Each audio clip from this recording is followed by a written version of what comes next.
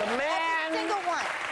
who brought the Marvel Universe, Star Wars Universe, and Pixar Universe all under one roof is sharing the secrets of his incredible success that anyone can apply to their life in his new memoir, The Ride of a Lifetime.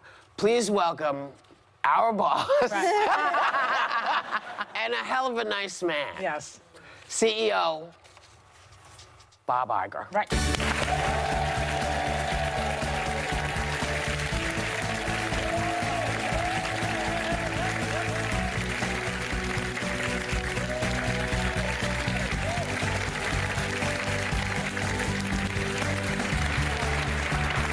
So, Bob, you started your career in 1974 as a studio supervisor? Yes. I worked actually in this studio a number of times. Really? Wow. And you rose through the ranks at ABC, then Disney to become the CEO in 2005. And are you shocked, Bob? I am shocked, yes. I'm not sure I know who you're talking about.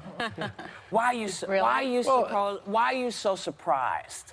Well, it's starting out at the bottom, a $150 a week employee at ABC in 1974, knowing that I wanted to succeed. I didn't know how much I wanted to succeed, but having no idea where it ultimately take me. And look, here I am running one of the great companies in the world, an iconic brand, a company that, particularly in today's world, serves people around the world in such important ways, enlightening them, manufacturing happiness, really. Yeah.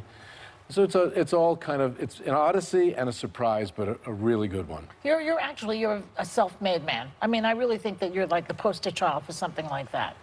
Yes? Well, lower middle class. Yeah. My father suffered from manic depression, so he had a hard time holding jobs. And as I said, I started at the bottom, and here I am. Yes. Yeah. I consider myself in some ways the American dream. And I don't know that this would have happened in another country, for instance. And it's one of the reasons why I feel so patriotic, too. The opportunities that were afforded me over time, I think, were unique to our country. And hard work. So under your leadership, Disney has become one of the largest and most respected media companies in the world, acquiring, let me read this because I'll never remember this, Pixar, Lucasfilm, Marvel, and just recently, 20th Century Fox. In the book you write about never being afraid to fail. I was fascinated by that. You made all those decisions. Take risks, even though you come from this family that sounds risky to begin with. Yeah. And yet, Yes. what made you take those risks? I think a few things. First of all, I worked for some incredible people who were bold and brave and were risk takers. Ruin Arledge at ABC Sports, Michael Eisner, worked with Steve Jobs.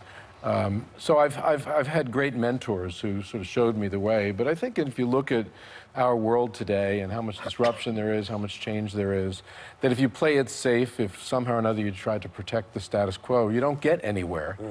And I guess I was also fortunate I wasn't born with much of a fear gene. So I believed in what I was doing. I believed in myself. I believed in a lot of people that I've been involved with, too. So not taking a risk is a risk. I think the riskiest thing you can do today is either try to protect the status quo or not taking risks. Yeah. Yes. Interesting. Well, one risk that you didn't end up doing was acquiring Twitter, and I found that fascinating. In your book, you write about backing out of the deal right before it happened. Obviously, I didn't even know that was something that happened. Why did you decide Twitter wasn't a good fit for Disney? Well, a lot of these deals that we've talked about ultimately come down to instinct, somebody's instinct. Even with boards of directors and advisors, and you get a lot of input.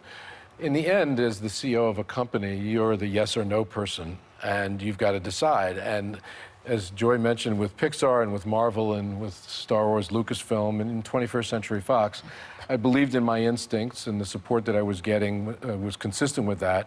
In the Twitter case, I got cold feet, and I decided, even after having basic approval to go forward with it, I didn't think it was a good fit for Disney. I think Twitter and other social media entities do the world a lot of good in many respects, but there's huge responsibility that comes from managing those entities in today's world. I know you've all talked about it a lot.